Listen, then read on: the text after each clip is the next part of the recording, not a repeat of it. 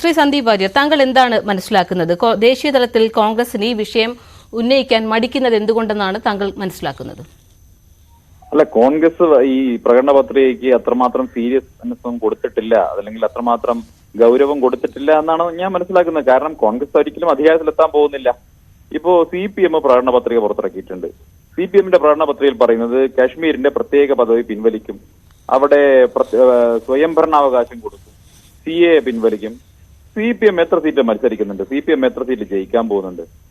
പരമാവധി പോയാൽ ഒരു കൈവിരലിൽ എണ്ണാവുന്ന അത്ര സീറ്റിൽ മാത്രം MP മാർ ഉണ്ടാകാൻ പോകുന്ന ഒരു പാർട്ടി, അതുപോലും ഉണ്ടാകുമോ എന്ന് സംശയമുള്ള ഒരു പാർട്ടി, ഇന്ത്യയുടെ പാർലമെന്റിൽ തന്നെ എത്തുമോ എന്ന് സംശയമുള്ള ഒരു പാർട്ടി പ്രകടന പത്രിക പുറത്തിറക്കിയിരിക്കുകയാണ്.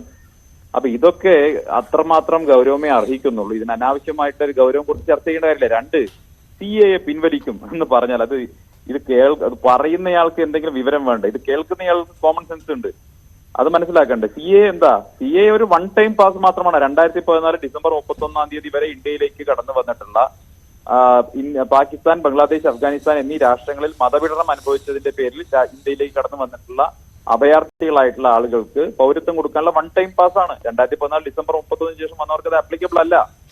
നിലവിൽ തന്നെ അവരുടെ ആപ്ലിക്കേഷൻ സ്വീകരിച്ച് അതിന്റെ പ്രൊസീജിയർ തുടങ്ങി അവർക്ക് പൗരത്വം കൊടുക്കുകയാണ്. ഇനി അത് റിവോക്ക് ചെയ്യാൻ സാധിക്കില്ല.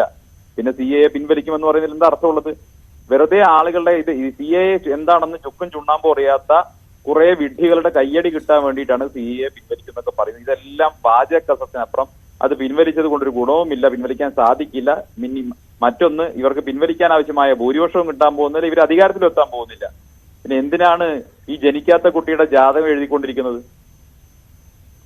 ശരി.